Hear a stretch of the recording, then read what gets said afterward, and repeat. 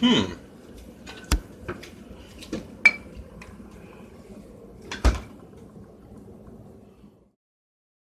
Life is Strange is just such an adorable game.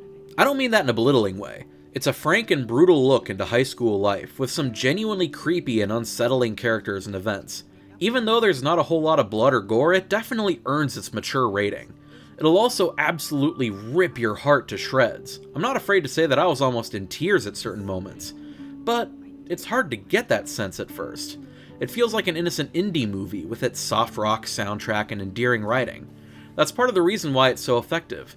It never lets off its nostalgic charm, even during the serious and scary bits. It lulls you into a false sense of security for the moments that hit really, really hard. And yet, there's always that high school, young adult innocence to it. It's like if Earthbound took place in high school or something. That's honestly the simplest way I can explain it. I should probably explain what I'm babbling about in the first place. Life is Strange is what I'm going to start calling a Telltale-like, along the lines of Until Dawn or, well, pick any one of Telltale's recent games. It's an extremely easy point-and-click adventure with a heavier focus on narrative and choices than any actual puzzles or anything like that. The twist here is that you don't have to live with your choices when you first make them. See, the main character, Max, discovers that she's able to rewind time by a matter of a few minutes. She and her best friend Chloe use this strange power to discover strange goings-on at her high school, along with strange apocalyptic phenomena plaguing the strange small fishing town around them. Strange. Get it? This power is obviously used in a few creative puzzles, but I think that it's more important that it effectively makes save scumming a pure gameplay mechanic integrated right into the story. Don't pretend you've never done it. We've all played games like Deus Ex or Mass Effect or something and reverted back to previous save files to undo terrible decisions. In Life is Strange, you don't even need to go that far. A push of the left bumper will rewind back to the last conversation or story event so you can do it over.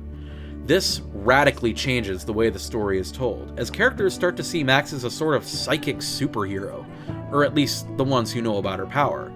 There are some really clever story moments that involve Max using her short-term time travel to get her way. And don't think that this makes the game completely consequence-free. There are some consequences that don't reveal themselves until far, far down the line. As clever as Life is Strange is, though, it's also really, really good at invoking nostalgia. While certain elements of Max's high school are definitely exaggerated, it's not too far off from the real thing.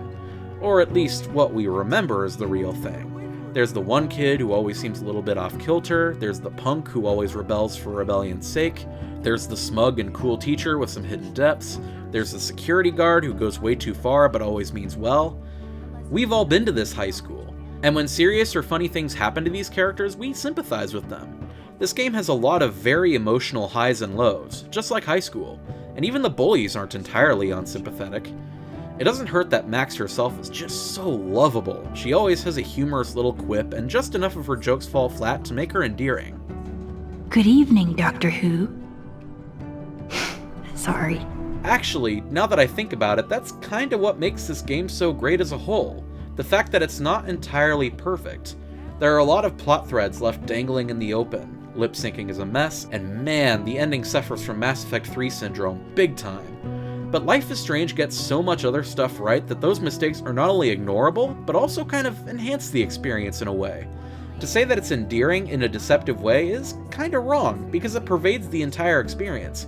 It can be frightening, it can be funny, and it can often be very sad. But above all, Life is Strange is just really, really charming. If you play it, you'll find it hard to resist too.